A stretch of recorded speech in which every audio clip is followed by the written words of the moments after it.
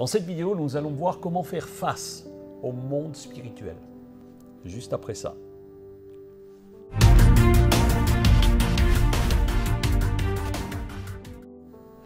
Bonjour les amis, Bonjour. Si vous venez pour la première fois ici sur cette chaîne, nous sommes heureux de vous accueillir dans ce Spark Bible. Alors, nous sommes le couple pastoral de l'église Vie Chrétienne à Saint-Dié dans les Vosges.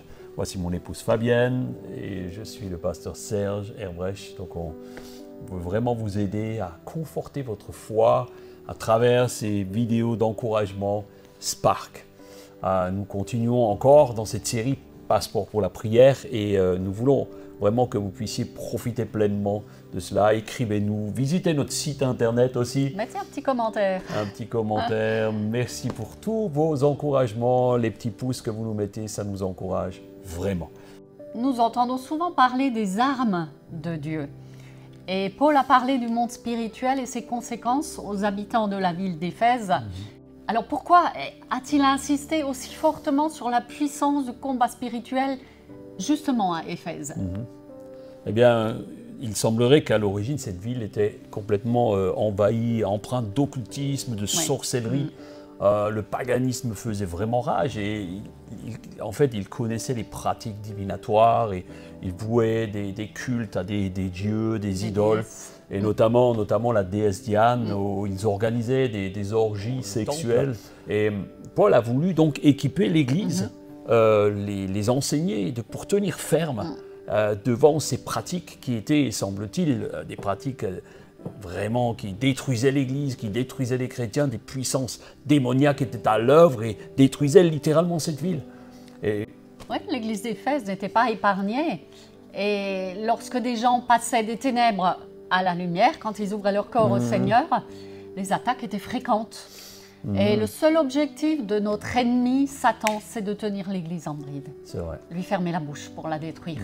D'ailleurs, nous lisons dans Matthieu 16, 18, « Les portes du séjour des morts ne prévaudront pas contre l'Église. » Oui, Dieu prend soin de son Église.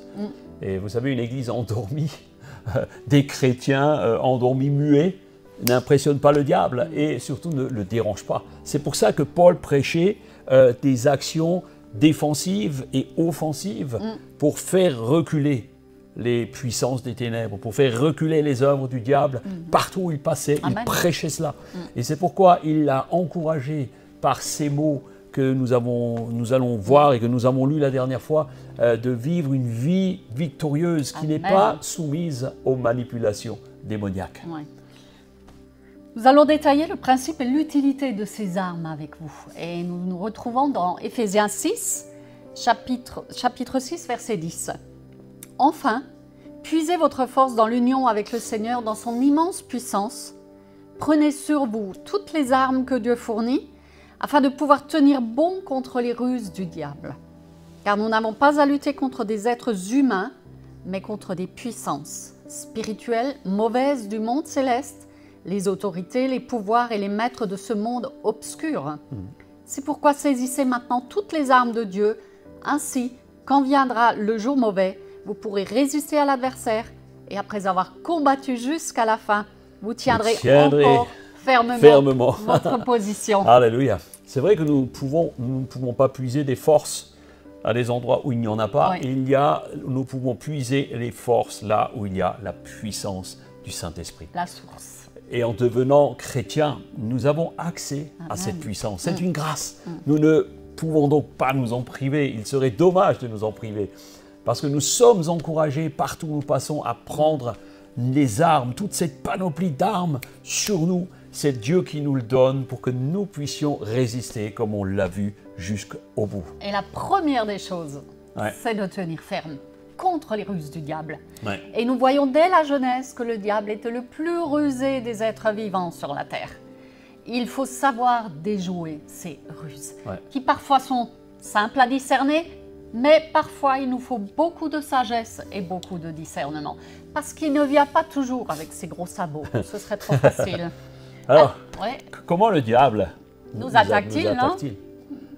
Il n'y a qu'à regarder comment ça s'est passé avec la femme, Ève, dans le jardin d'Éden. Ève, la femme, c'est Isha. l'homme c'est Ish, et en fait Dieu les a créés comme ça. Et il est dit que le serpent, qui était le plus rusé de tous les animaux, a semé premièrement le doute dans la tête de la femme. Et c'est ce qui arrive souvent, n'est-ce pas? Parce qu'en fait, elle n'avait pas grand-chose pour résister. Elle avait juste une parole que Dieu a donnée à Adam, mais même pas elle. Il a dit, écoute, vous pouvez manger de tout, sauf le fruit de cet arbre-là. Alors c'est vrai, on peut comprendre, parce qu'il est dit que le fruit de l'arbre était beau, et il semblait bon à manger. Quelque chose qui est bon semble toujours bon à manger. Ouais. Alors, elle se pose la question, mais pourquoi donc Dieu ne veut-il pas que nous en mangions? Voilà une question qui est bonne. Dieu leur a seulement dit cela. Mais avant que le diable ne pose la question, je crois qu'eux-mêmes, elles-mêmes ne s'étaient pas posé cette question. Pas avant, non? Non. Et parce qu'il y avait assez de fruits partout dans le jardin d'Éden. C'était rempli. C'est le diable qui est venu semer le doute, la suspicion. Vous savez, le diable s'arrangera toujours pour que nous nous posions de bonnes questions pour douter de Dieu. Toujours.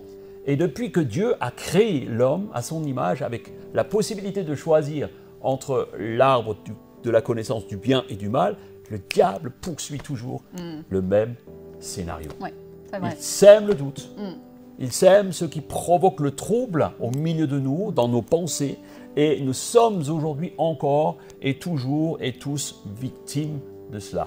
Mais heureusement que l'apôtre Paul nous a éclairés au travers de ce passage de cette lettre aux Éphésiens. Alors nous allons poursuivre au verset 13. C'est pourquoi saisissez maintenant toutes les armes de Dieu, ainsi quand viendra le jour mauvais, vous pourrez résister à l'adversaire. Et après avoir combattu jusqu'à la fin, vous tiendrez encore fermement votre position. J'aime ce passage. Alors on va décortiquer ce verset parce que en préambule des armes que nous allons voir la prochaine fois, on va décortiquer ce verset très important. Premièrement, il est dit que les armes existent. Dieu nous les donne et nous pouvons nous en saisir. Parce que si nous ne les saisissons pas, elles ne serviront à rien. Non. La France, vous savez, est une grande puissance militaire, une des plus grandes au monde. Elle a perdu quelques places, mais elle est encore une grande puissance militaire. Mais s'il n'y a pas de militaires qui savent se servir de ces armes et qui savent qu'elles existent, eh bien, ça ne changera rien pour le pays en cas d'attaque d'un ennemi. Donc il nous faut non seulement posséder les armes, mais savoir les utiliser. Et c'est vrai que malheureusement, beaucoup d'enfants de Dieu, des chrétiens, ne savent pas que ces armes sont à disposition, ou alors ils le savent, mais ils ne savent pas correctement les utiliser, ou pas du tout, voire. Il est question de toutes les armes. Oui, ça m'a interpellé que l'apôtre Paul dise toutes les armes. En fait, on ne vient pas choisir sa petite arme préférée, mais pour être efficace, il faut les connaître toutes et savoir les manier, savoir les utiliser au bon moment. Vous savez, le diable ne sonne pas des sirènes ou des trompettes lorsqu'il arrive pour vous embêter, pour vous faire douter. Mais avec ces armes, vous saurez résister, vous saurez comprendre aux jours mauvais. En fait, d'abord, la première des choses, résister, c'est simplement sauver sa peau. Ensuite, dans ce passage, il est dit « après avoir combattu ». Ça montre qu'il y a un réel combat. Ce n'est pas une option, on ne le choisit pas, on y est tout simplement confronté. Et on ne reste pas assis à attendre parce qu'il y a une lutte engagée en permanence. Et le terme « saisir les armes » est une invitation à ne pas rester immobile, inerte. Parce qu'un soldat qui part à la guerre, sans se revêtir de la panoplie, qu'il oublierait dans le vestiaire, il ne reviendra pas indemne de ce combat. Il sera en fait laminé, il sera écrasé dès la première attaque, il prendra des baffes, c'est pas compliqué. Et c'est ce qui arrive aux chrétiens qui ne saisissent pas les armes que Dieu a données, que Dieu a prévues. Et souvent, nous préférons utiliser nos propres armes rouillées, humaines. Et nous sommes alors, en fait, je ne sais pas si vous connaissez l'histoire de Don Quichotte, nous sommes alors comme des Don Quichotte qui nous battons contre des moulins à vent. Et en fait, on ne produit pas grand-chose. Et c'est pourquoi bon nombre de chrétiens sont des brasseurs d'air. On brasse de l'air, comme le moulin avant. On brasse de l'air et en fait, on ne grandit pas dans la foi. Cette vidéo est très importante pour comprendre encore mieux la nécessité d'une vie de prière efficace. Amen. Amen. Car ces temps de prière, dans ces temps de prière, Dieu nous donne sa révélation, comme nous l'avons vu dernièrement. Alors nous allons prier. Alléluia. Eh bien, Seigneur, tu nous as donné ces armes, tu nous donnes ces passages, tu as donné l'apôtre Paul pour que nous puissions être conscients des armes que tu nous donnes. Eh bien, Seigneur, ce matin, eh bien, nous voulons comprendre que toutes les armes de Dieu sont nécessaires pour nous, que nous puissions résister dans le jour mauvais, que nous puissions tenir jusqu'au bout. Et je te bénis, Seigneur, pour cela. Nous ne voulons pas être des combattants peureux, nous ne voulons pas être des combattants simplement fatigués ou fainéants, Seigneur. Tu nous donnes cette capacité à prendre toute la panoplie de l'armure que tu as préparée pour nous. Seigneur, merci pour toute l'Église. Merci parce que tu donnes aux frères et aux sœurs cette capacité de résister aux jours mauvais, aux assauts du diable. Tout le doute qui vient parfois nous semer de troubles en nous, en notre fort intérieur. Et je prie pour chacun derrière les écrans maintenant. Nous prions ensemble afin que cette puissance de Dieu puisse venir sur vous et que vous puissiez saisir avec foi cette panoplie de toutes les armes que Dieu a prévues pour vous.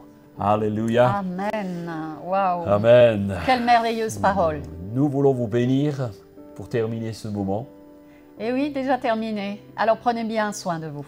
Prenez soin de votre âme. Oui, on vous souhaite. Saisissez la dimension des armes spirituelles. Amen. Laissez-nous simplement un petit commentaire pour nous dire j'ai envie de saisir les armes, mais peut-être je n'ai pas tout compris. On vous donne rendez-vous la prochaine vidéo dans quelques jours. Nous vous bénissons. À bientôt. Très belle journée à vous. À bientôt. Soyez